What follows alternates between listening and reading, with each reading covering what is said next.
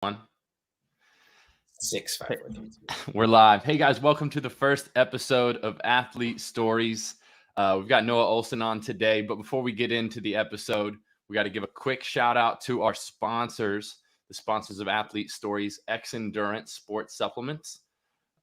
X Endurance is one of the highest quality sports supplements in the marketplace, and they work with some of the greatest athletes, one of those including Matty Rogers, who I believe just got second at the USA Weightlifting Championship, among many others. Our other sponsor is WODProof, WODProofApp.com. WODProof is used by Noah and myself. One of my favorite things about WODProof that you can't just normally do when you film yourself is you can listen to music and film yourself. And I think Noah can agree. WODProof is super awesome because after filming yourself, you can watch your movements. You can do some movement screenings of your own. And it's one of the best ways that I get better. And I think a lot of athletes can get better by watching themselves. So check out WODProofApp.com and let's get into the show. Noah, how are you today, bro? I'm so good. I'm so excited to be here with you for episode numero uno. It's going to be a good one for sure. I'm ready to bring the energy, sipping on some super coffee, which I'm not sponsored by the way.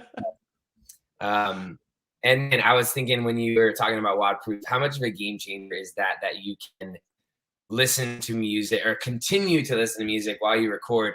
I know I always have music playing when I'm working out, and then you want to grab a video of yourself, and that like having to make that decision totally kills the moment here, because you usually want to video the heaviest lifts. So you're like, all right, I'm going to do something serious here. I really want the music to kind of fuel me up, but I also want to get a video of it. So being able to do both is awesome.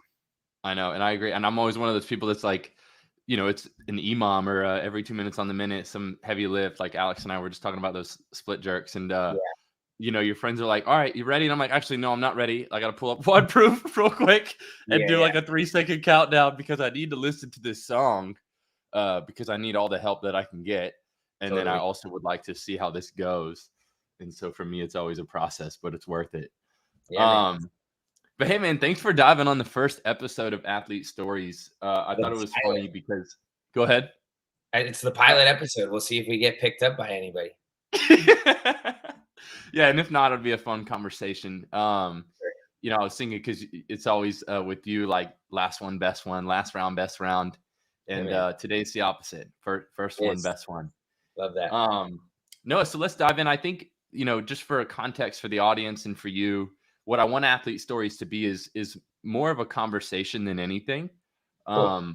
But I'd like it to be a structured conversation where the audience can get to know you somewhat on a timeline. So that's kind of, I think, how my questions will work is like, we'll start from day one, right? It's the day one stories of your favorite athletes told by them. And then we'll get into, you know, your most recent stuff, competitions, your current training, all that fun stuff. So with that being said, if you were to sum up your life story in like 2 to 3 minutes, what would that sound like? Holy smokes, man. Let's go all the way back. I was born in Providence, Rhode Island in 1991, May 3rd, Taurus. Yeah, man, I was born in Providence, Rhode Island. We moved down to South Florida when I was 2, and I've pretty much lived here ever since. I live in Miami now, which is pretty awesome. I think that comes with a certain connotation. When people hear Miami, they think party, beach, clubs, all that stuff. I don't engage in too much of that. We're in like the Coral Gables area near the University of Miami, which is where I happened to go to school. Loved it. Thankfully, I ended up transferring there from Clemson University my sophomore year, and I found the sport of CrossFit shortly after moving here at Peak 360 with Guido Trinidad, and that totally changed my life. That was 11, almost 12 years ago. And I, even more importantly, met my fiance, Joanne, at the University of Miami. We've been together for almost 9 years, engaged for a couple, hopefully officially tying the knot here shortly. Got a handsome puppy dog. He's laying on the floor, but I won't move my camera. I'll just show you the water bottle that has his face on it, or my tattoo that has his face on it. But obviously he's all over the place. He's very important to us as well. But that's my life, man. I got an almost wife, a a dog, and I work out. And that's the quick 2 to 3 minute summary. We can get into more depth if you'd like to, but from No, born we'll in just close Rhode it Island out. to Miami, and there we are. Yeah, we could wrap on that if you'd like. So what made you guys move from Rhode Island? Think that was like a dad's job thing, pretty traditional. Had the whole family moved because dad got an opportunity down here, and just ended up staying all the way through. I really like it here, actually. I don't know that we'll live here for the rest of our lives, but right now we're really settling in. We've got a home that you can see parts of behind us that we really love. We're building, putting a pool in the backyard right now, which is exciting. So I think we'll be here for the foreseeable future. Yeah. What kind of pool is it? Are you going to have some type of lap structure to it, or more like a chill pool? A little bit of both. I wanted it to be able to be long enough for laps, but we were kind of limited. Because 25 meters is pretty long. Like you go to a pool and you don't really think about it, but to put something like that in your backyard, you'd have to have a really big backyard. And ours is like moderate to small size. So we basically have it's 16 by 40, and a 40-foot length is about half of a 25-meter pool. So if I needed to and wanted to, a down and back would count as a single lap, and I could get some swimming in. Sick. That'll actually be dope. Yeah, man. Come take a dip whenever you're visiting Miami next. You can count me in. Awesome. I've been working on my swimming so I can hopefully fit in a little bit better than maybe a year ago or 2 years ago. Did we swim when you were visiting last? We didn't swim, but I swam a bunch when I came to Miami, but I have yet to make it to that pool that you guys go to. I ended up just going to Lifetime or LA. It's we go to an apartment complex that I actually used to live in for a few years. And it's funny because there will be like a group of 8 of us up there swimming like this week, and none of us live there. And I always rely on the fact that if anybody ever came up and questioned us, I'd be like, I'm kind of an alumni. Like I used to live here. I don't know if that counts, but yeah. Former room 112 or whatever. Yeah, close. You mentioned you're not sure if you guys will stay in Miami. Where would you go? Where have you thought about that? If you didn't live in Miami, where would you live?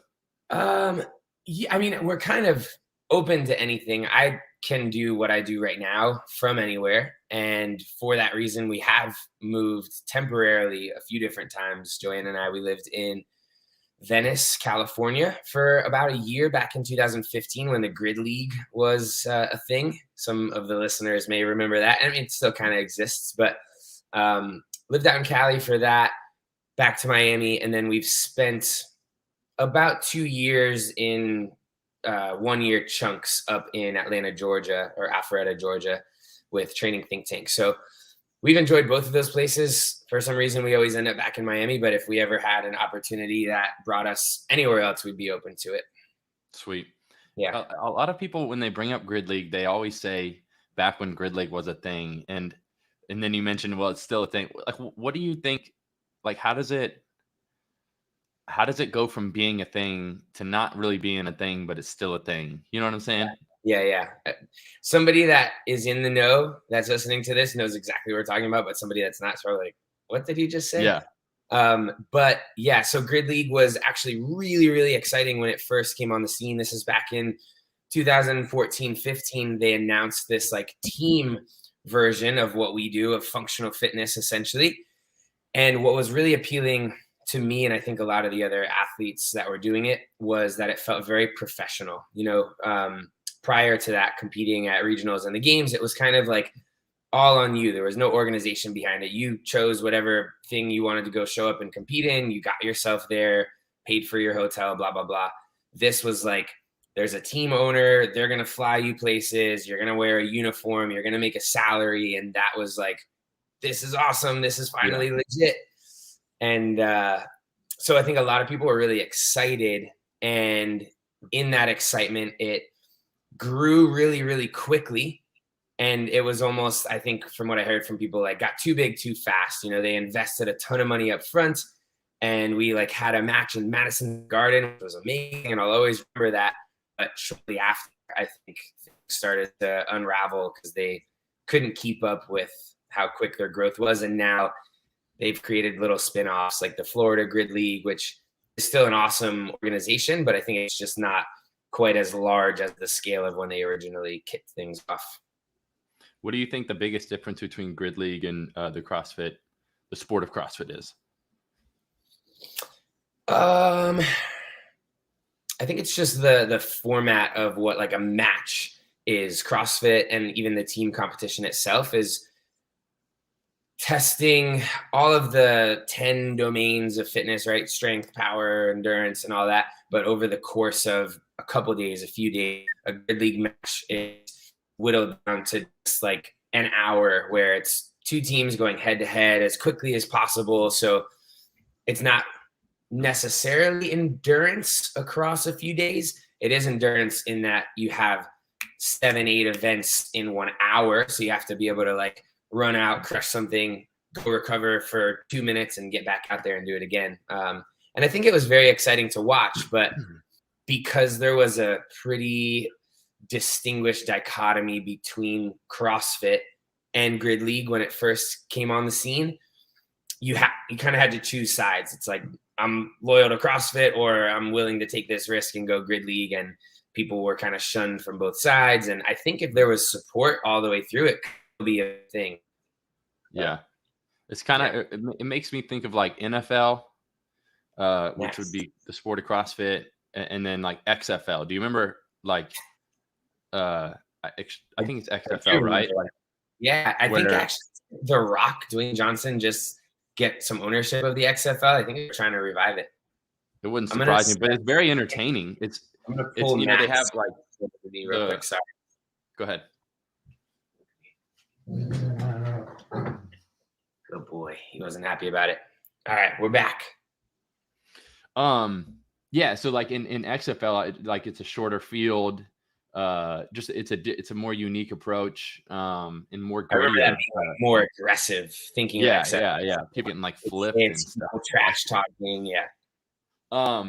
So kind of going back to origin stories, you said your dad moved for work. Your dad owns a gym in Miami, right? He does, yeah. He owns CrossFit Wynwood now. So short little backstory on that. What he was doing for work before was commercial real estate. He did that forever. That's what moved us down here. Eventually kind of got sick of like the 9-to-5 suit and tie, working for the man, traveling a bunch. And when he was kind of looking for his next thing, I playfully suggested a CrossFit gym. It was like, I don't know, 7 or 8 years ago at this point. And didn't think the idea would stick, but it did. And that's his gig now. And he really loves it. He's really happy doing what he's doing. So I'm glad that it worked out. That's sick. So is he owner, head coach? Is he owner behind the scenes? I think a little bit of both. Yeah, he definitely coaches some classes, but I wouldn't say like that's his main role. But he seems to be doing well down there. Everybody seems to love the whole setup, and I think they're thriving, which is great. That's awesome. Do you ever feel torn, like you're obligated to train there from time to time? I mean, yeah, for sure, and not necessarily obligation. Like I'd love to, but it's I don't make my way down there as often because of the convenience of Peak 360 is literally a 1-minute drive, if even, from our house. And down to Wynwood, depending on traffic, can be like 30, 45 minutes of a drive. So on occasion, when I'm willing to make the drive, I'll head down that way. But most days, I just hop in the backyard to Peak and do my thing. Yeah, and Peak's great, man. Peak's got one of the best training atmospheres, at least for me, that I've been to, and I've trained at this point like 100+ CrossFit gyms. Yeah, you did your little road trip, so you've got quite the array of experiences to pull from. Yeah, I know. It's like you get kind of spoiled after you drop into that many gyms. You go into a new one, you're like, oh man, like they don't have this, and they don't have that. Noah, what's your earliest memory in life? Jeez, that is an interesting question that I wasn't expecting. Earliest memory in life, period. I'm trying to think way back. It's funny. Some people I feel like are very quick to be able to pull up those childhood memories. I used to mess with my sister that she would say she could remember things from when she was a baby. But I feel like I always have trouble with that. I think earliest memory, some of the things that are coming to me is like school memories in elementary school up in Jupiter, which is like a little bit north of Miami.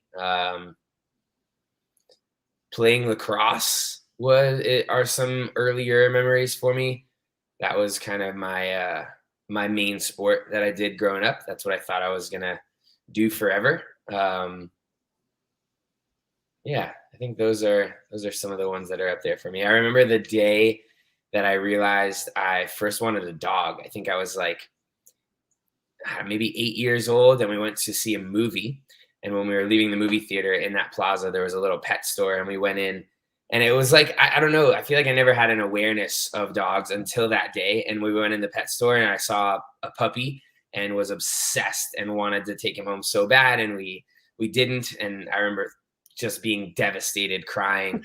But from then on, my parents were like, okay, we'll consider this. They were dog people. They'd had dogs growing up, golden retrievers actually. And so they said, if you really want to take some time, we'll find the right one. And shortly after, we got Jake, who was our first golden retriever.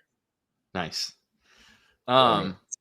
So you're, as a kid, what kind of kid were you? Were you well behaved? Did all your homework? Kept quiet in class? Were you class clown? Were you somewhere in the middle? Yeah, I would say probably somewhere in the middle. My mom would probably be the best one to answer that question, and I'm sure she would say I was misbehaved, but never to an extreme. You know, I think I've always been pretty. Can't think of the word I'm looking for here, but if I ever like acted out or misbehaved, it was like something super, super minor in my eyes compared to what it could have been. And I feel like I actually used that argument in my favor a couple of times. I was like, okay, I did this, but like there are other kids that do this. Yeah. And I don't know if that always worked out, but I think for the most part, did my homework, played sports, was pretty well behaved, good manners, I would like to think. But again, mom would probably have some opposition to that. Yeah. I mean, you're a pretty wholesome guy. You're pretty polite. Yeah, of course. Where do you get that from? Is it from your parents? I mean, well, I'll preface with this. It's not the norm in Miami to be as like polite and wholesome as you are. And that's not a hit on Miami. That's just the culture. You know, it's a faster culture, right? So yeah. Where do you get that from? Yeah, that's a good question. I definitely think it's influence from my family growing up. Both of my parents are very kind and thoughtful and polite and stuff like that. So I'm sure I got a lot of that from them.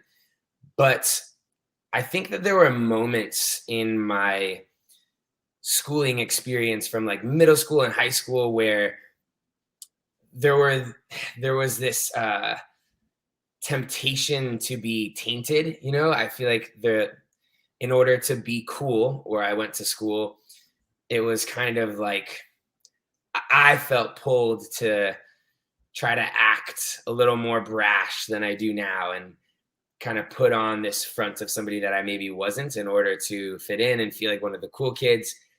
And I'm glad that I stepped out of that. I think I experienced a little bit of that when I first got into CrossFit as well. In a way, I felt like I needed to be tough and macho in order to fit in with the big dogs at the CrossFit Games, because I was just this like 21-year-old kid competing against Rich Froning and Chris Spieler and all these guys. And I was very insecure. And so I put on this front as if I wasn't and got some negative feedback because of that from people. And when I finally dropped to the act, I think maybe 5 or 6 years ago, I feel like I was really able to step into who I am now. And like, it feels better to be nice and kind and calm and smile and laugh than like try to be that macho man, tough guy that I thought I needed to be. Yeah. I want to talk about that for a second, and then we'll come back to the origin stuff. You are a nice competitor. Do you feel like that hinders you at all? It's definitely possible. There are a couple stories that I could go to in that regard. It's the first one that I can think of is the most recent at the games this year. When we were at orientation, I was chatting with Tia in the back. Like we had a moment of downtime, and she came up to me, and she's so funny. I love Tia. And she was like, I won't use the vulgar words that she used, but more it was like, "You ready to be a savage this year and like no mercy, rip people's throats out?" And I was like, "Whoa, whoa, whoa! I sure, I guess." And she's like, "No, you need like that's what you need to tap into the next level. You need to like go out there and be angry and crush it." And it's funny because I understand why that is a thought for people. My coach Max said that when I first started. That's how the whole happy but hungry thing came about.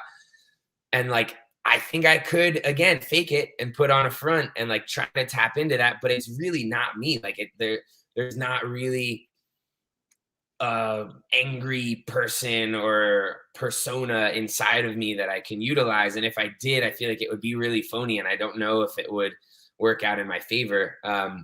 Although I realized recently I'm going to be competing on a team at WODProof with my buddies Travis and Chandler. I think it's going to be a lot of fun. But that being said, every time that I've had a conversation about that experience, I've felt this aggression. Like when I'm texting Travis and Chandler, I'm like, I want us to freaking dominate and crush it. And like, I feel that feeling. And it's so strange because individually, that's not innate. Like I can't really tap into that. But as a team, I just noticed this for some reason, I'm able to pull from that feeling. And I don't know, in conversation with my mental performance coach, she said that's because you're a giver. You're like an empathetic person. And so now that you've got this tribe, you've got your team that you can go perform for, it brings this other level out of you. So interesting little side note there, but Yeah. yeah. I mean, I was going to ask about that. I had heard that you were going to do teams, but I wasn't sure. And there's some pretty fun teams coming to play at WODProof this year. I don't even know who some of the other ones are. Do you? Yeah, I do. Rich, Luke, and I believe Angelo DeChico. Okay, that'd be fun. And you've got the Aussies, so James Newberry, Con Porter, and Jay Crouch, I think maybe. Jay Crouch, yeah. They're gonna do it. I heard Antic Brothers might, like all three of them, which would be very cool. I've also heard Ben Smith and his two brothers. Oh, nice.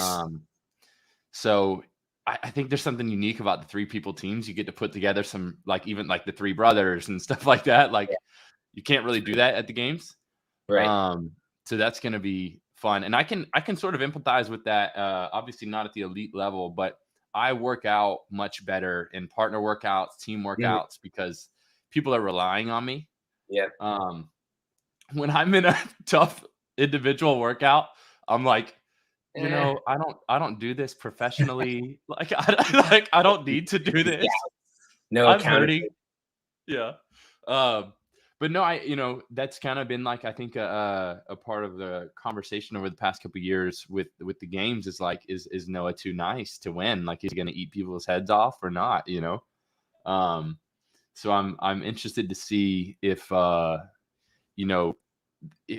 if you can somehow take this WODProof team mindset, because we had talked a little bit about like the happy but hangry, like clearly there was something that, you learned from this year's games or let's talk about that. Like, what was your mindset leaving the games this year?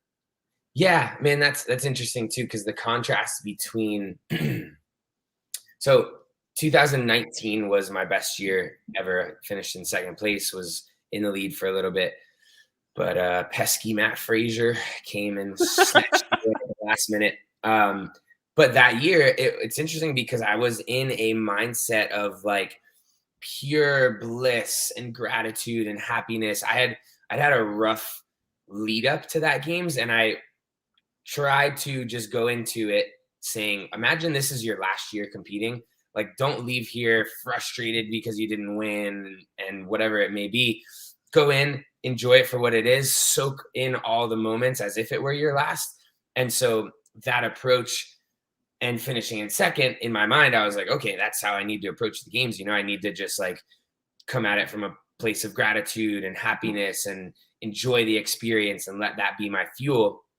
And so I kind of was in that same state this past year in 2021 at the games, and just things weren't falling in my favor the way that they did in 2019. And so on the last day, I had fallen into that frustration where I was like, man, I'm in freaking 10th place and I want to be in first. Like, this is BS. I don't want to go out. I can't go out with that joy and bliss and happiness now, because I'm really frustrated. I know I can do better than this.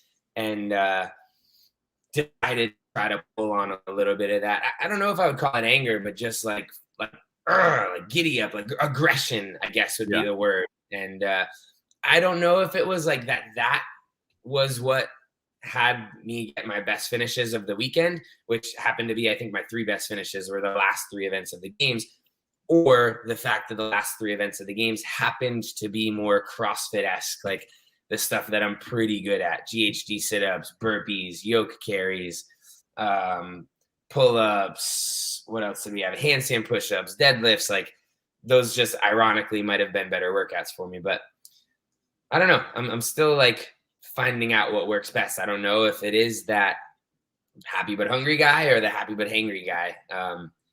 I've got at least 2 more years to figure it out. I have set the goal for myself to compete in 10 individual CrossFit Games in a row. So this is theoretically my 9th season of that. And then beyond that, I don't know. I am excited to potentially go team, because there is that passion and fire that comes out in thinking about it. So perhaps after 2023, we make a little transition into the team realm. We'll see. Wow. That's crazy. I would say from a spectator's perspective, you definitely were, despite the workouts, you were more fiery on the last day of the games. Mm-hmm. Yeah. Fiery is a good word for it too, because it's not angry. Like, I can't use anger, but I can use like passion and fire and aggression, like fired up for sure. Yeah, I would say you were still being like nice, Noah, like high-fiving the judges and stuff, but you were more focused. High-fiving them a little harder. Yeah.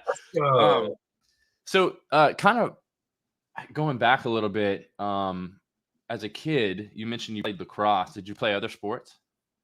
Yeah, I did. I played a little bit of everything growing up. I think I started with flag football. I remember that pretty vividly. I played a year of soccer, a year of baseball. I played a year of tackle football and didn't thrive. But then lacrosse was kind of my main gig. I think from like age 8 to 15, I was playing lacrosse and really thought I was going to go to college and maybe play professionally. My dad played in college. He was a 2-time All-American at Brown University up in Rhode Island. And then when I got to high school, we didn't have the high school that I was zoned for, didn't have a lacrosse team. And there was not, like, South Florida lacrosse is not a big thing. So it was either transfer to another school and leave behind all my friends and go to this new private school that's far away and play lacrosse and keep pursuing that, or find something else. And I decided to try to find something else. So I wrestled my freshman year and really hated it. I was bullied pretty hard, to be honest, by the wrestling team, which I think to them was like hazing, but bringing me in like I was their little brother. But looking back, like, it was too much. And I think that tainted the experience for me. I also somehow did not like the individual aspect of wrestling, that it's only you. I'd only played team sports growing up. And so being this one-on-one, you either win or you lose scenario was very uncomfortable to me, like too much pressure. And it's funny now, obviously, fast forward 15 years from when I was doing that in high school, I compete individually on the world stage. So I don't know where that apprehension was back then. Obviously, very different sports. But after wrestling, I played water polo, swam, and dove a little bit, and was okay at those, but never like gonna be the best in the world at them. And then when I found CrossFit, I picked it up pretty quickly. Had no aspirations as a kid, even though I played so many sports growing up. Never really thought that I was going to be a professional athlete, aside from maybe lacrosse, if I was able to continue with that. And so the whole CrossFit thing was a pleasant surprise to me. I was in school studying kinesiology, really wrapping my head around being like a professional sports coach for a football team or something like that. And then the same year that I ended up graduating with my master's degree in strength and conditioning from UM was the same year that I qualified for the games for the first time in 2014. And so it was this very easy transition where I kind of fell into being a professional athlete. And I do the air quotes because, like we said before, back in 2014, it really didn't feel like that because you were being like team powder and free stocks. But 6 years later now, I'm making a pretty significant living off of it and really enjoying the process. Yeah. I would say you don't need to do the air quotes these days anymore. Yeah, right. There's kind of a common theme though, right? You didn't like wrestling that much. You didn't like tackle football that much. You're just not an aggressive person. I guess not. And honestly, I'm okay with that. I think that macho man personality of me would challenge you on that years ago and be like, no, I'm tough, but that's cool, man. I'm a big softie, but I'm good at the stuff that I do and enjoy. Yeah. So it's all good. No, for what it's worth, I've seen you get aggressive, like in a workout, in your mind. I've seen it on your face. Have you ever been in a fight? Never in my entire life. I don't know if I ever almost been in a fight. Say it again. Have you ever almost been in a fight? I have had 2 moments that I can think of in middle school where like I didn't respond to somebody's aggression and like kind of felt like I don't know, the words that I could use there for not. But I don't know. I'd rather take the high road. There was a kid that like, for whatever reason, came up during class and hit me in the back of the head with a book. And I just kind of like took it and didn't react. And then some other kid one time slapped me in the face. And there's just something about like, I don't know. I don't have that gut reaction. In fact, when I've like been around fights, they make me really uncomfortable. And I'm like, I'm just going to get out of here. I don't want to see anybody get beat up and bleeding and like, oh, thanks. Yeah. Do you think there's value to like having a competency in that though for self-defense, or have you ever thought about that? Yeah, for sure. And I feel confident in my strength and ability. I would agree. Yeah, if I ever needed to, like if Joanne was in a situation where she needed me to defend her, I would have no hesitation in doing that. But I think that would be the only thing that I could see myself having to go to that place for. Yeah. Which kind of comes back to this team, like this team mentality. Protector. Yeah. Jason Khalipa, not too long ago on the Savan podcast, was talking about it would be cool to add some type of physical element to the games, right? Because it's physical preparedness, right? Like some sort of one-on-one, like wrestling. Yeah. And I think there was something like that. The Spartan Games I have seen. Yeah. Or what was that show that what was that show? The Broken Skull Ranch. Who did that? Yeah, with Steve Austin. I didn't watch it, but I saw a couple episodes because my buddy Tommy Hackenbrook had won for a couple years. Yeah. Hunter won. But they had like things where there was a trench dug out like 10 feet long by 4 feet wide, and one dude started at each side and you had to like wrestle your way past the other person, and the first one to like ding the bell won, or like push somebody out of a circle. I get that. I could see that maybe being a part of it, but I don't know.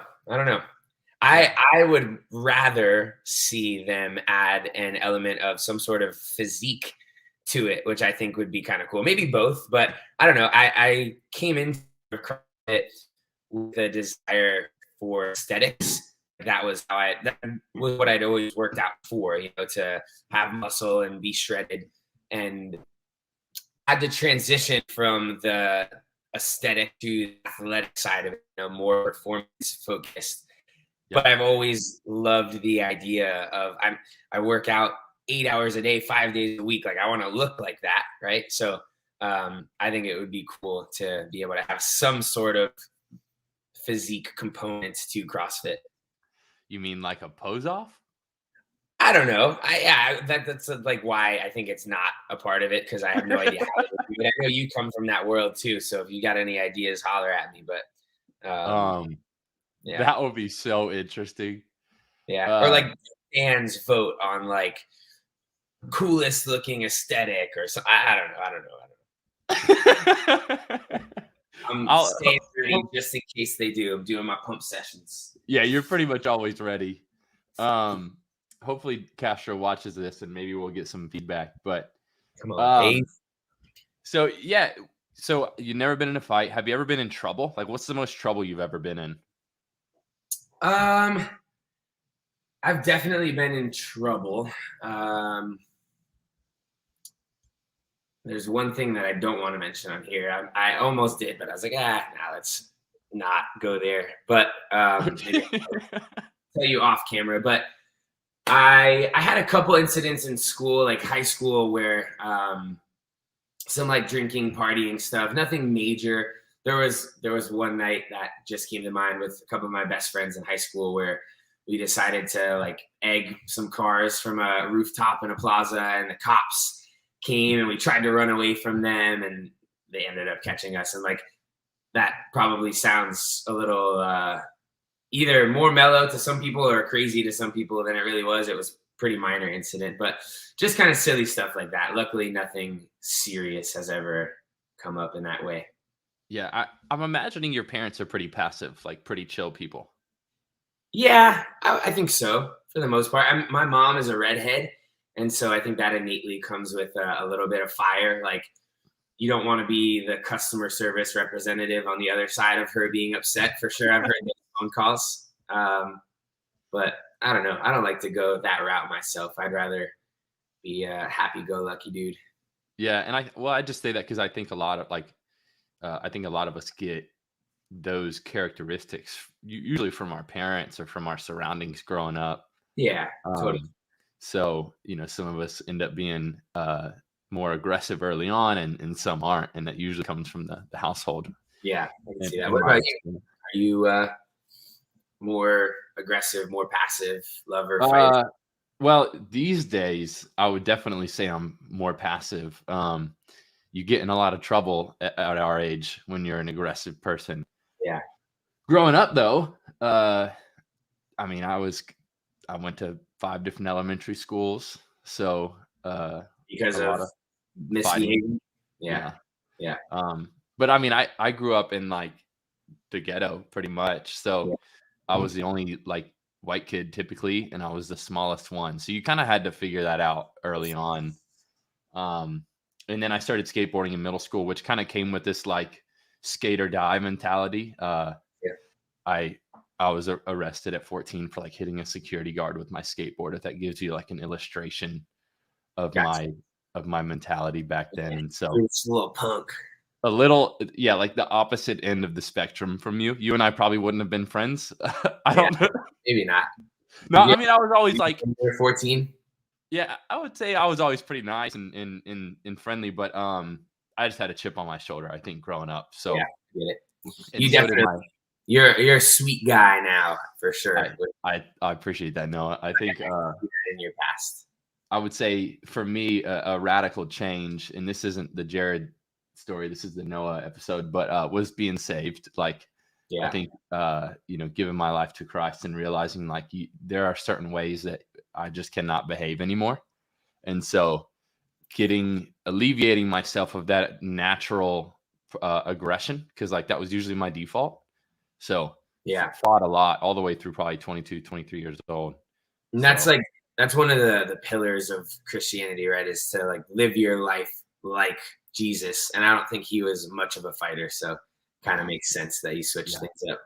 Yeah, it was tough. I mean, but now I'm chill. I don't think I've punched anybody in a good 6-7 years. I don't know. I'm not going to try to remember the last time, but yeah, it's funny that you say that. Like, you get in a lot more trouble now for misbehaving. Like in middle school, you get in a fight, you maybe get detention or something. If you get in a fight now, you could get arrested. Like the consequences are much more severe, for sure. Or you could kill somebody. I mean, like with or that, the power that you and I have, I mean, not that we're the Rock Johnson or whatever, but like you could generate enough force to cause enough brain trauma to actually kill somebody. Yeah, that'd be no good. That's really scary. Like I I think was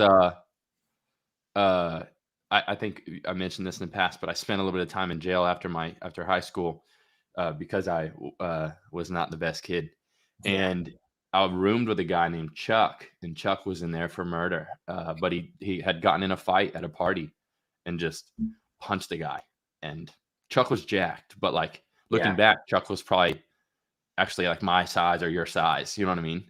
right, But he was super jacked when I was 130 pounds. right. But yeah, he killed somebody, and it's like that made me think of fighting in a totally different Yeah, mindset. oh, Like, oh my that could god, actually happen. Yeah, that's crazy. like yeah, and it's self defense too. But anyways, Yeah, you're get you're on the Mark. you're on the right path. Yeah, cool. I'll take it. It's funny as You're good.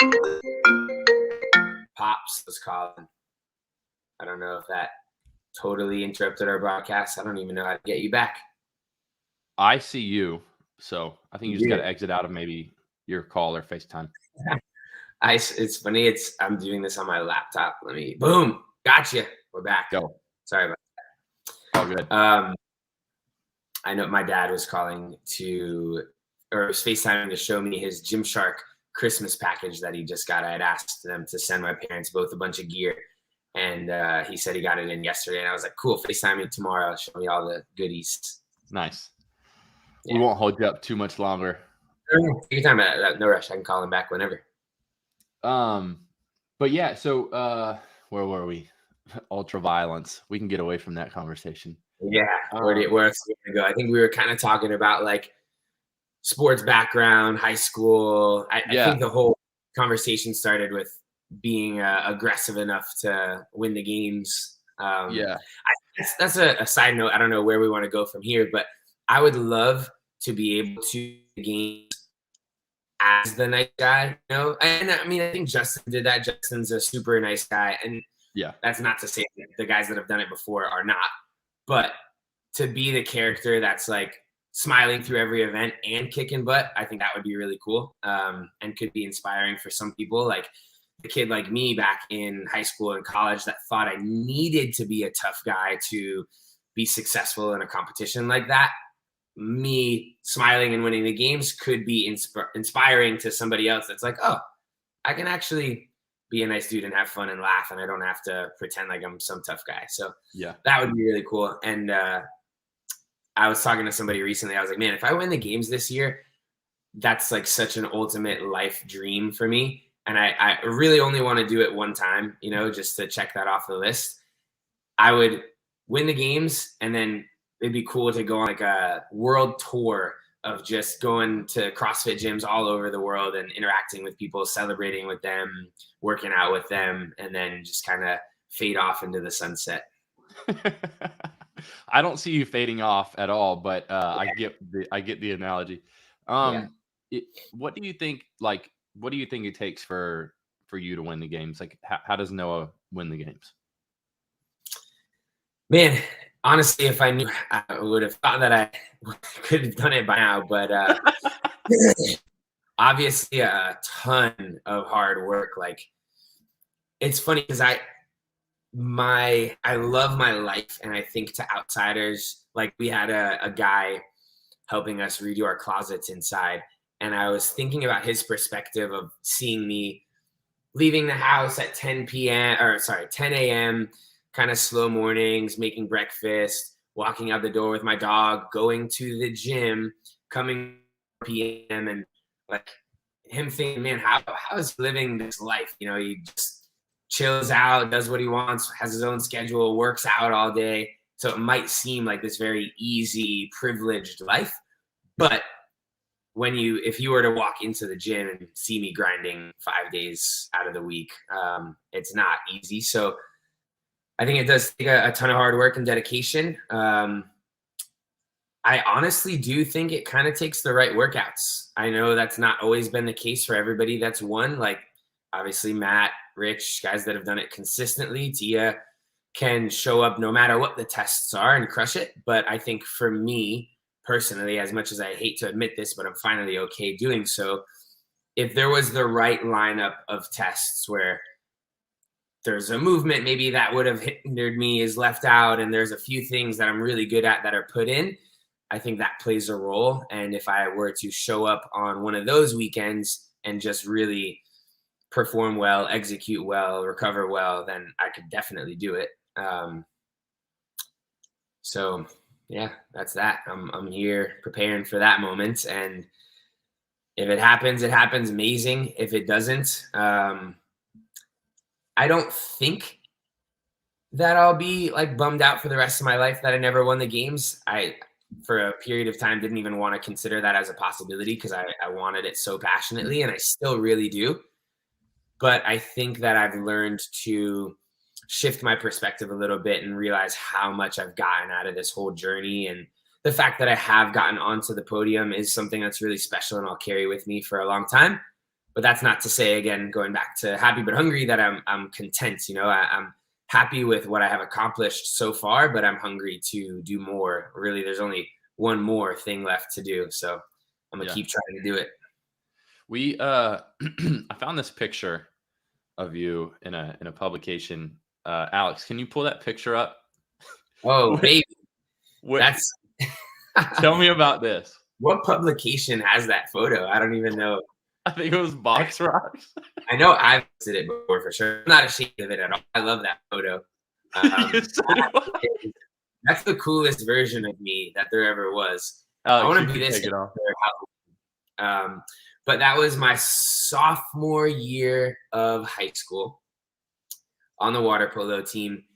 I actually had the nickname Cutie back then, which sounds okay now, but as a high school boy, you don't want to be called Cutie. You want to be like, whatever it may be. Something more macho, maybe. Yeah. So I wrestled in the 112-pound weight class, and I couldn't have been much more than that in that photo. Had the long flowing locks, and yeah, man, that was me, and this is me now. So, man, since then, what is that? That's 112 in high school. 15 years later, I weighed 208 after the games this year. So almost 100 pounds difference in that period of time, and all just like natural growth, right? I got taller and I got bigger, but a lot of the hard work of lifting, powerlifting, Olympic lifting, put on a good bit of muscle, which I'm happy about. Yeah, I would agree. Yeah. What kind of student were you in school? Did you like school? Yeah, I always liked school. I was not like the valedictorian or anything like that, but I was somewhere just below. I remember being really passionate about kinesiology when I was studying that in college at UM. I had a really awesome professor, Wes Smith, that inspired me a lot. And I remember being like excited to go take his tests because I was so engaged with the material. I knew I was going to ace them, and I got like 100% on a lot of that stuff. And then there was a transition where I got really, really into competing. It's hard to balance being a full-time CrossFit athlete and being a full-time student. And so at the very end there, like I was saying, there was that crossover of like graduating, competing at the games.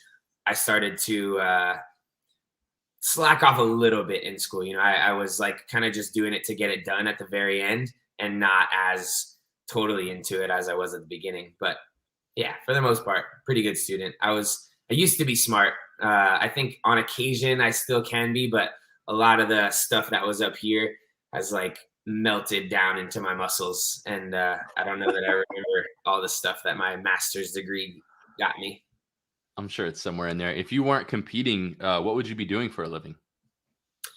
Like I said before, I think my intention in going to school for what I did was to be coaching. I love sports. I've been in the sports world forever. So, and just like the human body and health and fitness in general. So I would have either probably been a sports coach of some sort, or I actually am pretty passionate about content creation. And like, I was obsessed with Men's Health in high school. That was the first magazine that like really spoke to me and talked about health and fitness. And life hacks. I started writing a little bit of a blog back in the day on some of that stuff. So maybe I would have been doing something like that, media creation, whether it was through written word or video and stuff like that.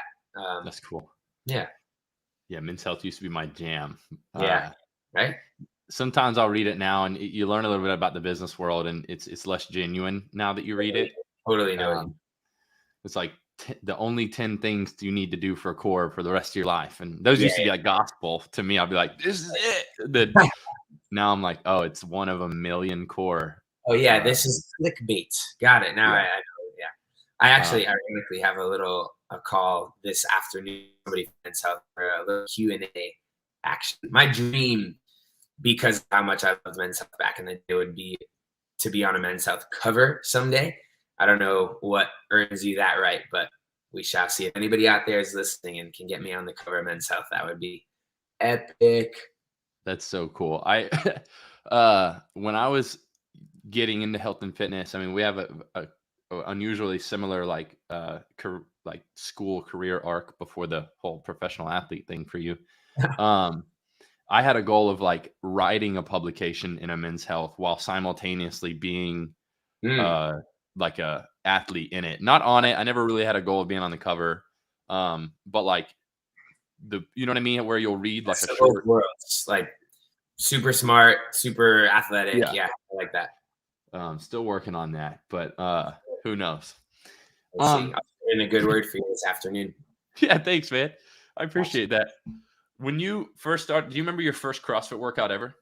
I do. Yeah, vividly. I feel like most people do, because it's so different, right? It like kind of opens your eyes, and it's either like very much for you, and for that reason you remember it because it gets you hooked, or it's very much not, and that you remember it for that reason too, because you're like, oh, it was terrible. I did this and this and this and almost died.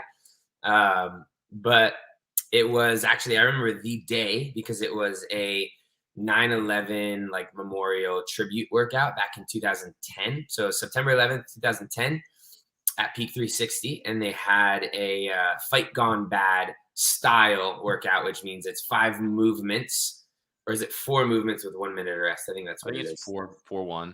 Yeah, something like that. But you do basically a minute of work at each of those stations before moving to the next. And you do that for 3 rounds. And we had I actually have a photo I'll have to pull up. It was overhead walking lunges with a plate overhead. And that was, I'll try to send you the photo, but that was the first photo I ever had taken during a CrossFit workout.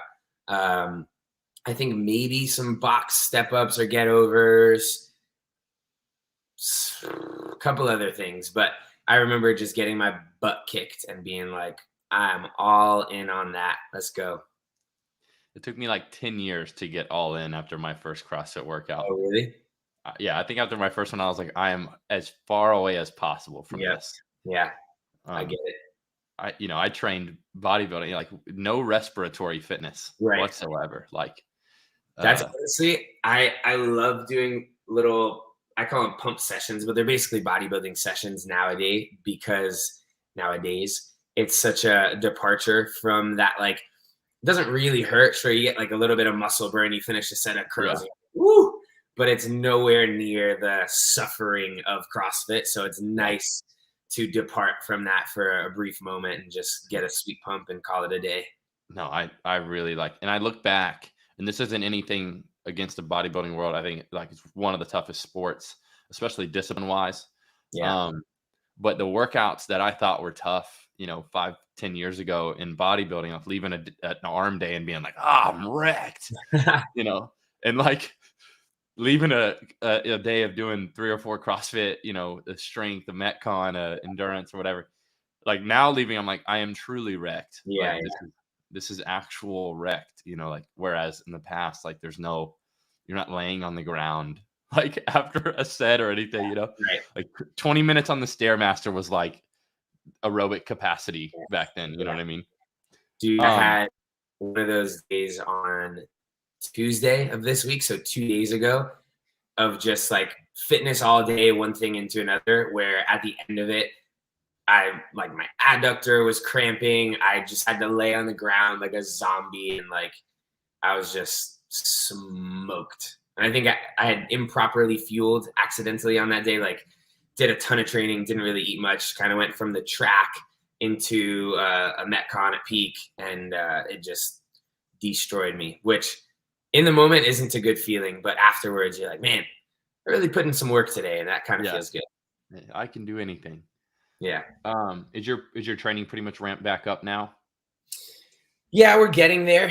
I wouldn't say I'm in like games prep volume or intensity the way that it was 2 months before the games last year. The priority right now has been kind of rehabbing my shoulder, which I know you're familiar with from your own shoulder and conversations that we've had, which is going really well for me, hopefully for you as well. And then aerobic capacity stuff. I feel like that's been one of my weaker areas at the games, and kind of accompanied with that has been some weight loss. So that was where everything was. Now we're starting to get back into, in addition to the aerobic capacity, doing some Olympic weightlifting again, adding in a few Metcons. So it feels a little more well-rounded, getting prepped for Palooza. Good. When did you decide to do WODProof? The day, sorry, Max is barking at our pool guy. 10 years ago when the event was first created, I would say, was when I decided to do it this year. I love WODProof. I've literally been involved in it since, this post was really cool. They posted, this was back in 2012, and I commented that I actually, Max, relax, please. I remember when Guido and his business partner, Steve, who were the founders, were having the conversation about creating an event and trying to come up with a name for it. So when they said that it was back on this year, because I think they canceled it last year. Yeah. I was all in. I wanted to. Max, hey, come here. It's okay. They're building you a pool to swim in. Be nice. Come here. Max, come. You want a treat? Come here. I think that's negative reinforcement, but we need to get him to pipe down. Boy. Lie down. Oh, good boy. Stay here, okay? I'll keep these on hand. Anyway, been doing it for a long time. Really wanted to compete individually this year because it is the 10th year and it's my 10th year doing it. Max, my coach, was not so keen on that idea because he didn't want to rush the shoulder rehab. He felt like it was going to be cutting it a little close. So his compromise was, you can go team. That'll give us a little bit more time to focus on what we need to focus on. You don't have to necessarily taper back as hard on whatever you may be doing in training to compete in a team. So that is that. I'm excited. What do you think, like, because Travis and Chandler could go individual as well. Why do you think they did team? Yeah, that's a great question. I don't know, man. It's interesting to find athletes' motivations. Some people, the CrossFit Games are everything and the only thing. And I was very much like that for a while. And so kind of cut back on doing a lot of other competitions just to be able to focus time and energy toward the games. And so that might be a reason sometimes that people will compete team because they want to go be on the stage. They want exposure for their sponsors. They want the practice of like going hard, but don't necessarily want to alter all their training and experience like the highs and lows of competing as an individual. So it's kind of like a little middle ground there of not just saying no completely, but also being able to focus on the bigger picture. That makes sense. Yeah. You brought up Max, your coach with Training Think Tank. How'd you get connected and then how'd you choose Training Think Tank, right? Because there's a lot of great camps and coaches out there. Yeah, for sure. Guido Trinidad, who I think I mentioned at some point in our chat, was one of Max's athletes back in the day. So I had met Max through Guido when he had come down to do a little camp here. We got along well enough, like just had kind of some baseline level conversations, but I was working with Dusty Highland at the time and wasn't in any need of another coach at that point.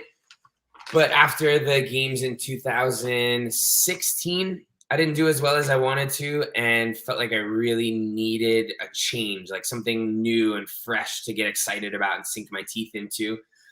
And I was pretty burnt out at that point in time, I think. Back in like 14, 15, 16, I think it was all about volume, and not necessarily in a smart way. People still do a crazy amount of volume now, but there's a little more structure and thought behind it. But back in the day, it was just like work out until every day is like a Tuesday was, where you're just zapped on the ground. Yeah. And so I was a little bit burnt out physically, and Max just seemed very empathetic to that, like wanted to heal me first before we jumped into training aggressively. Whereas a couple other coaches and programs that I had done a little trial with at that time, we just went full steam ahead from the very beginning. And I felt like it just kind of buried me a little deeper. So Max kind of helped dig me up a little bit and then build from there. Yeah. And it's been great. He's still my coach. Yeah, Max is an incredibly intelligent and creative person in general, let alone coach. Yeah, I agree. I don't know, out of left field here, Dubai CrossFit Championships is going on right now. Have you ever done Dubai? I'm the champ, man. I won back in 2015. It's been a while, but yeah, I kind of won and done that one. It was a really cool experience. Like traveling to Dubai to go compete in CrossFit sounded really cool. So I went out and did it in 2015, was fortunate enough to come out as the winner. And honestly, that competition probably changed my life more than any other had financially, because I left there with $82,000 or something like that. And it was 2015. So I just graduated college, paid off all my student loans, put a little money in the bank, got my first apartment, and was able to really now start kind of focusing on being a full-time athlete. So that was pretty cool. And people have asked me why I haven't gone back. And it's like, I don't know. I enjoyed the experience for what it was, but Dubai to me feels like one of those places that you kind of only need to experience one time, and I'm good. Have you, that's a really cool story. And I can see like going out on a high, like, why go and taint that? Have you watched any of have you seen any of the coverage or where the leaderboard's at so far? When I woke up, because I don't know what the time difference is, but they were probably competing while we were sleeping. I saw that Ricky Garrard won the first two events, which is interesting. That's a unique storyline to watch play out. His first big competition back after the drug ban. More so, I'm excited to see Sarah Sigmund's daughter come back. She's a friend of mine. She's also coached by Max now, and this is her first competition back after, I think she said, almost 2 years of a couple injuries, and she's a beast and a fan favorite. So it'll be cool to see her get back into her groove. If you were to pick top 3 men, top 3 women, who do you think it is? Men. I think Roman Krennikov always shows up and kicks butt. Unfortunately, it's never been at the games. I'd be really curious to see what he could do out there. I think he'd do well, but I think he'll be somewhere in the top. I would love to say Willie George is, but I think he's just coming off an injury and a surgery, so I don't know if he's like quite ready to crush everything yet. Ricky might be up there, and I don't necessarily have any opposition to that. It's tough. There's a little part of me that's bitter because the year that he won, I was really close to the podium myself. I think I was in second place going into the final day, and we kind of had opposite experiences. I fell off a little bit, whereas he was able to step onto the podium and have this glorious moment that then was kind of taken away for cheating. But he's served his time, and hopefully he's clean now. And if he's successful, good on him. On the women's side of things, like I said, I think it would be awesome to see Sarah do well. It's cool to see Samantha Briggs still hanging with and Kristen Holta. They're both older relative to the field, and they're still both very successful, which I think is inspiring. And on the opposite end of that spectrum, Gabby Migdala, I don't know how you pronounce it, but she's kind of on the rise right now. She crushed it at the games and Rogue, and so I think she's got a little extra attention on her. So those are kind of the names that I'm looking at. Oh, Jeff Adler, I bet he'll be on the podium. He's getting pretty good at this CrossFit stuff. Yeah, I think he's 8th or 9th right now, but the next workout is a clean and jerk, which I imagine he'll win. Yeah. Which I think Willie George's will do pretty well in that one as well. Yeah, I don't know. Well, let's see how his shoulder can hold up for a big heavy jerk. But I actually, yeah, I haven't seen him do any overhead stuff. Come to think of it, he but posted something about it. I clicked view translation on Instagram, and it roughly said something like, "Shoulder's not 100% ready for everything," but what did he say? It was kind of funny. He said sometimes it's not the fittest person that wins, but the craziest person that wins. And I'm ready to go like all gas, no brakes. So who nice. knows? I hope he doesn't hurt Probably, himself. It'd be cool to see him lift some big weight. yeah, I'm excited to see the recaps and stuff like that. Yeah. You talked a little bit about like 2015 Dubai CrossFit Championship changing your life financially, which I think created somewhat of a runway for you to pursue the sport full time or to continue to pursue the sport full time financially. Do you think that becoming like a professional or a celebrity CrossFit athlete that you are, do you think that confuses things? Do you think it's become more difficult to pursue training in the same way that you were 5, 6 years ago today, now that you have obviously responsibilities as a brand ambassador, sponsored athlete, and a celebrity with an audience now? You know what I mean? I do. That's been a battle, I guess. Not really a battle, but there I could see both sides of it where Max before for a long time was very rigid in like all of that is a distraction. Like training is the only thing that matters. I think he's evolved a bit in the last couple years and realized that hey, that's a part of the gig. Building that brand allows you the time and experience to be able to pursue this full time. So it is worth it. It's necessary. But it's funny for me because I was mentioning earlier, like I have this creative side of me that I feel like I've kind of suppressed over the years just to focus on training. So I think eventually it'll be cool to like when trying to be the fittest man on earth is not the priority where you have to give everything to that, whenever that may be, it'll be cool to allow some other things to kind of come to the forefront and create content and collaborate with other athletes. Like I enjoy that stuff. I think it's fun. I get excited about doing it. But for sure right now, I know that the priority has to be on training. And that's kind of like the bonus if I've got extra time stuff. Whereas in the future, maybe it'll switch sides or be a little bit more balanced of both. Yeah. But that's like a huge part of my purpose. I feel like it makes me excited and inspired to be able to do so for other people, to get people excited about health and fitness and inspire them. Like I want that to be part of my purpose and story and mission. And I recognize that social media plays a role in that. Do you have like a mission statement, like a personal, anything like that?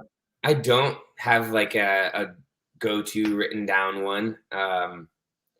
Maybe I should after this. I already got some brainstorming going on up there, but yeah, I think I want to be the best version of myself in many facets, physically, spiritually, in terms of being kind and happy. And I want to inspire other people to do so by my example. So I think living a life that falls in line with that feels fulfilling to me.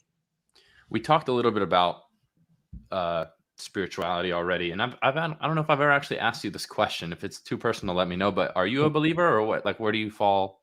Yeah, I'm happy to answer that, and I'll be totally honest. I am not in the sense that your definition of believer, does that mean like you have given your life up to Jesus and you fully? Yeah, a Christian. Yeah. So I'm not all the way there, and I'm not opposed to it at all. And there's a part of me that kind of wants to be, and I've explored that for years now. I didn't grow up in church at all. We didn't practice really any religion. We celebrated Christmas and Hanukkah, but that was about it. And in the last like 5-6 years, I've got some really close friends, Guido Trinidad, Bijan Haravi, that are very, very faith-based. And they've kind of, not that they've encouraged it at all, but just seeing how much it has changed their lives, it's made me curious and open to it and want to explore it for them, out of respect to understand that world. And also for me, just because I'm curious, like how could something that's changed somebody else's life so much and means so much to them not be present in my life at all. So long story short, I've gone to church a lot over the last few years. It was Passion City Church up in Alpharetta or Atlanta, Georgia. Love Louis Giglio and Brad Jones and that whole team there. And I learned a ton from them. And then VU Church down here, Rich and Don Cherie Wilkerson. And I've had so many moments where I've been like, at the end, everybody bows their head and closes their eyes. And like, if today is the day that you decide you want to commit your life to Jesus, raise your hand. Hands are going up all over the room. And I've been like, I feel like that message resonated with me, but I just have never gotten to the point where I've been all the way truly there. And I want to, if I ever do, say that I am. I don't want to be like, yeah, I think so, I'm just going to go for it. That would feel kind of phony. I want to be like really passionate and excited about it. And maybe it'll happen someday. Maybe it won't. But I've definitely learned a lot, and I think become a better person in general because of it. Yeah, I would say that the Christian community would appreciate that you being genuine about it, or at least Jesus would. You know what I mean? Like, I hope so. I know that could be a turnoff to people. They're like, "Oh, he's not a believer. He's not my guy." Then, sorry, but yeah, well, I want to do it in a way that feels real to me. Yeah, I mean, because at the end of the day, it's like it's a relationship between you and God, and so it's unfortunate, but I think a lot of people that do, like for me, for example, when I gave my life to Christ, it was because I was in one of the lowest seasons of my life, and I wasn't happy-go-lucky or kind generally. Like I wasn't the worst person in the world, but so I think like rock bottom is one of those places people truly experience, and you do a pretty good job of like being a pretty good guy. Yeah. So hopefully it's not that scenario. Yeah, no, I get it. Thank you. And that's interesting that you mentioned that as well, because I've had that thought before. Like, man, my life is amazing right now. I love, love, love the life that I live, and I'm so blessed. And if I have all of that technically without being a believer, like, I don't know, not do I need it, because I would be definitely open to it. And if it's going to enhance what I already have beyond what I could even imagine, then that's awesome. But yeah, that's just been an interesting thought that I've had before, because I'm not in a place of desperation where I'm like, I need something to turn things around for me. I haven't gone there for that. Well, offline, you can always reach out to me if it's. Yeah, no, I appreciate that. Cool. And I'm definitely open to having the conversations. I'm so curious, but yeah, I always thought about that too. Cause I'm like, Guido, you're always around Guido, and the man is a part-time pastor, full-time pretty gym much owner. What's it like training with Travis and then competing with him at the same time? And there's, I would say there might be, you've got Chandler too, but you don't necessarily train with him full time. What's that like? I mean, does that feel like a conflict of interest to you? No, it really doesn't. I definitely understand why it might seem that way, but I think we're best friends when we're training, and we really want to push each other to all be our best. And then when it comes time for competition, it's kind of like, because it's not really you win, they lose scenario, there are a lot of other placements in between, and there's no like offense, defense. Doesn't matter how they do. It only matters how I do for me. So it's kind of like, on the games weekends, we just kind of, we're still friendly with each other. We're not maybe best friends hanging out, goofing off, having fun, because it's more serious. But I'm not like, these guys are my enemies. And I don't know. I'm glad that that's the case. And it's funny because Chandler actually recently moved up to Boston. He's been working with the comp train team for about a year. And I was kind of, honestly, a little hurt by that decision, which I shouldn't have been. That's very selfish of me to say. But I had encouraged him when he was deciding where to go next, that, man, we would love to have you here in Miami. I'd love to train with you every day, hang out with you, like build our friendship. And he didn't really give me a lot of feedback. And then all of a sudden made that decision. And I was like, dang, that kind of hurts. That stings. And later on, he said to me, I was afraid to say it then, but I was scared that us training together every day would kind of ruin our friendship. Like it might get a little competitive and make weird. I didn't want that. So that's like part of his decision. Yeah. I will mention this though. I said to him the other day when we were talking about team stuff, I said, dude, when we're both done competing individually, if you still are open to the idea of it, it'd be pretty cool if you did move to Miami and we became teammates for the CrossFit Games and could dominate that for a couple years together. So maybe that's in our future. We'll see. That would be sick.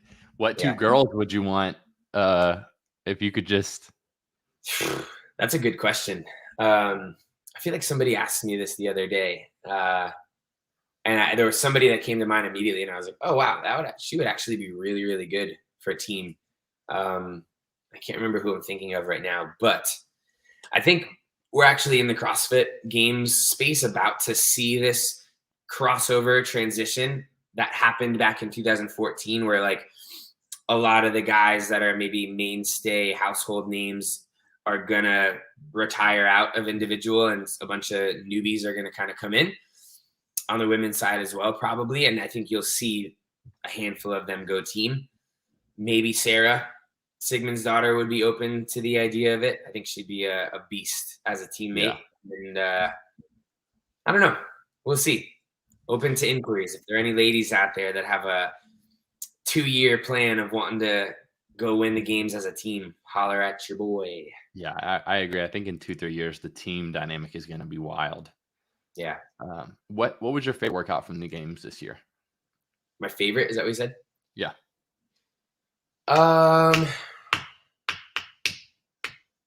I really enjoyed the first two that come to mind are the yoke carry thing. I liked that. I know a lot of people didn't like that event because it was like so short and almost easy, but I liked the pleasant surprise of like smashing people's and especially Dave's expectations on how that event was supposed to go. We all assumed it was built to be a 4-rounder. And so on one to be close to finish line, I was, what's happening right now? Am I doing it right? Yeah. And that was just like a cool experience. And it was the first of my deciding to like pull on a little bit of that aggression, and it paid off. So that was rewarding. And I also really enjoyed the squat clean run event, the heavier version of it, as I hit all of my weights. I cleaned 350 at the end really cleanly, and that got me pretty fired up. Yeah, that was sick. What about Rogue Invitational? What was your favorite workout from the Rogue Invitational? Like watching this year, I didn't participate in that one just because of my shoulder.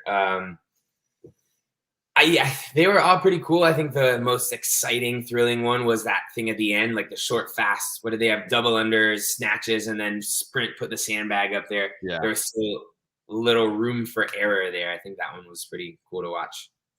Yeah, that one was my favorite too. I think probably everyone's favorite. We'll wrap up here in a minute. I want to do some rapid fire questions. Hit me. Just a handful of random stuff that I enjoy. Noah, what's your favorite cereal? It's I think not a common one, but Golden Grams is one of my favorites. Golden Grams are like the more mature version of Cinnamon Toast Crunch, I feel like. Yeah, I think so. It basically is Cinnamon Toast Crunch without the cinnamon sugar on the outside. Yeah. What was your favorite cartoon growing up or now? Favorite cartoon growing up? I was a big Rugrats. Easy. Okay. Yeah, big Rugrats. Like even as you got a little older, like no, I wasn't a big cartoon watcher like Dragon Ball Z or anything like that as I got older. I transitioned to like the Disney Channel originals like Zack and Cody and Brink and Johnny Tsunami, all those. Xenon, Girl of the 21st Century. That was my jam. Yeah. Pizza or tacos? Dang. I love them both. I would say tacos just because it's a little more sustainable. Pizza's like a every now and then cheat, but we do like a healthy version of taco night every Tuesday here. Yeah, you could eat tacos every day and stay shredded if you really wanted to. If you could put anything on like a big blank billboard over the busiest street, what would the billboard say? Oof.